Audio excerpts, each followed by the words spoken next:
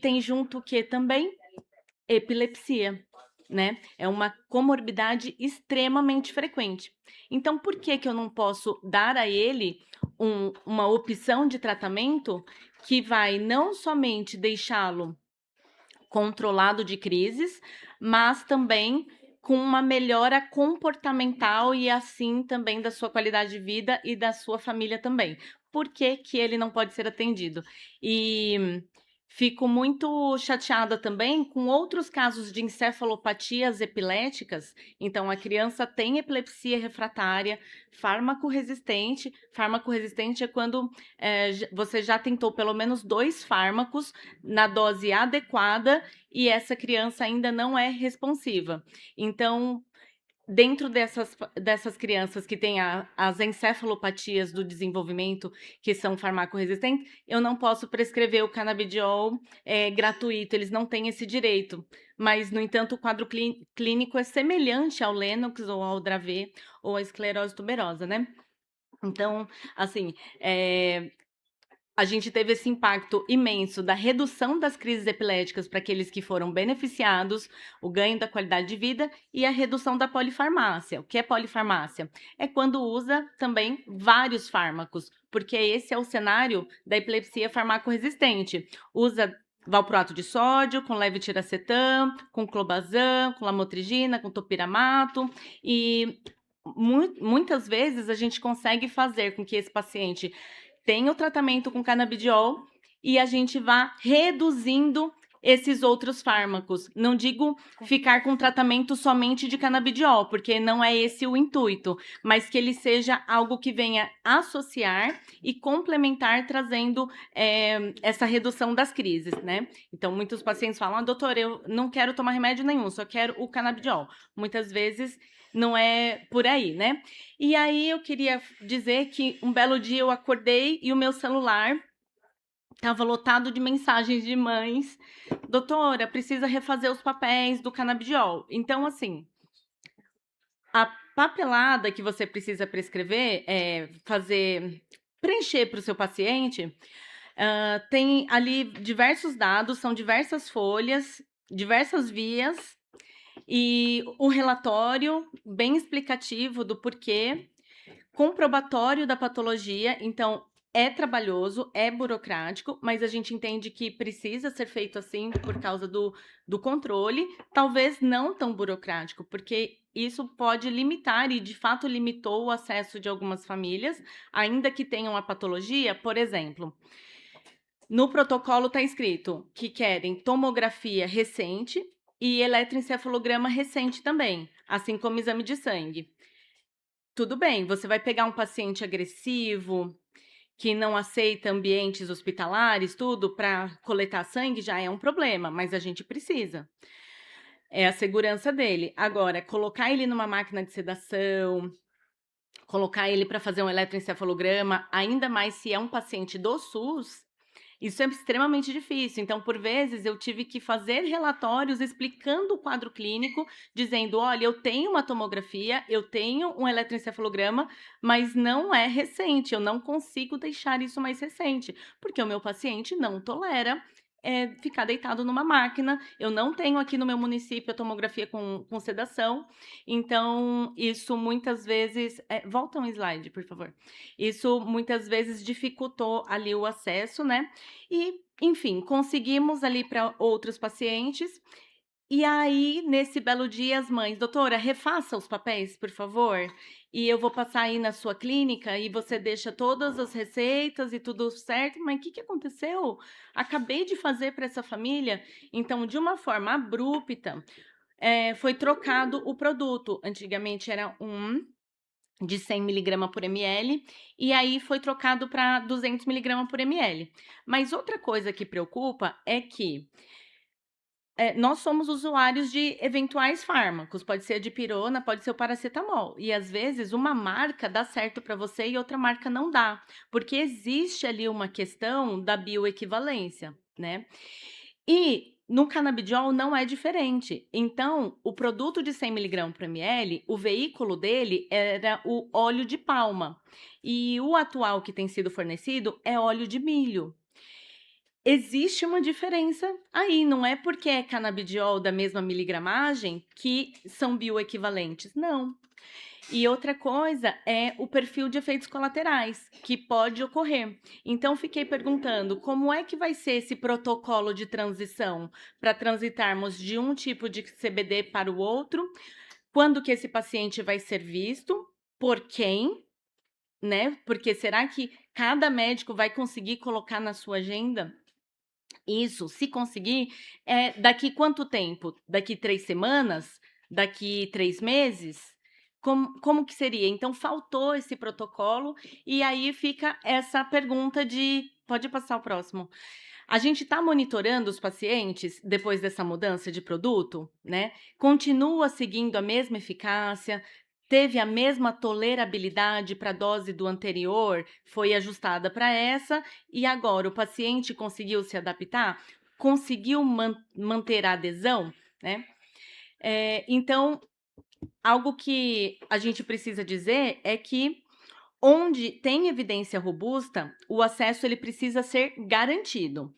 Mas onde a evidência é promissora, nós precisamos criar protocolos de acesso, acompanhamento e produção dessas mesmas evidências. Então, hoje a gente está falando do canabidiol isolado para 3 grupos de doenças dentro da epilepsia farmacoresistente, mas muitas pessoas ficaram de fora. Então penso, todos os pacientes do SUS paulista deveriam ser acompanhados de forma padronizada, com registro longitudinal, em relação aos seus diagnósticos, tratamentos associados, os desfechos, eventos adversos, com preenchimento de escala de qualidade de vida, para que a gente tire disso não somente com a contribuição para o estado de saúde deles, mas para o valor científico que nós podemos ter, transformando o estado de São Paulo num grande produtor de evidência. Nós temos universidades aqui incríveis para fazer essa parceria. Então, agora eu trago para vocês os grupos que eu acredito, são muitos, mas os que eu coloco aqui dos grupos que hoje eu ficaria muito grata e entendo que ajudaria muito aí na prática clínica dos pacientes. Então, veja bem, as outras epilepsias farmacoresistentes, fica nesse slide, tá, por favor?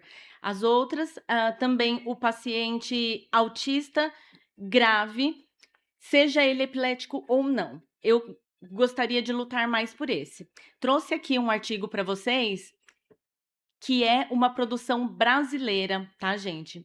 Então, veja, pode passar para o próximo. O que ele traz? Ele diz assim: estudo transversal com 91 pacientes registrados entre 2017 e 2022 no sistema público do Distrito Federal, entrevistados por telefone de 2023 a 2024.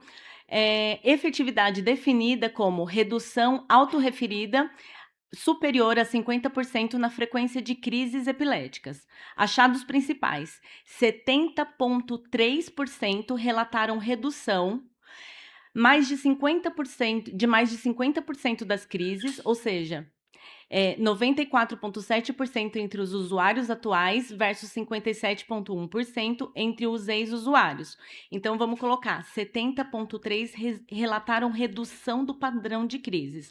Então, imagina que você tem um filho epilético, ele tem 35 crises epiléticas por semana. Se isso cair 70%, você já consegue voltar a sorrir, tá? Você consegue voltar a sonhar para sua criança. Então, isso é muita coisa. Nesse trabalho, o canabidiol isolado foi a formulação mais usada, mas não somente ela, foi em 73,6% dos casos. 51,6% relataram eventos adversos, como sono, em 28,6%, alterações de humor, em 24,2%, e alterações gastrointestinais, aproximadamente 19,8%. Só 4,4% relataram piora das crises epiléticas. 56% haviam descontinuado o tratamento, principalmente por barreiras de acesso. E descontinuação por dificuldade de acesso foi o principal motivo e não por efeitos colaterais que transformaram aquele tratamento em algo que não podia ser continuado. Passa para o próximo.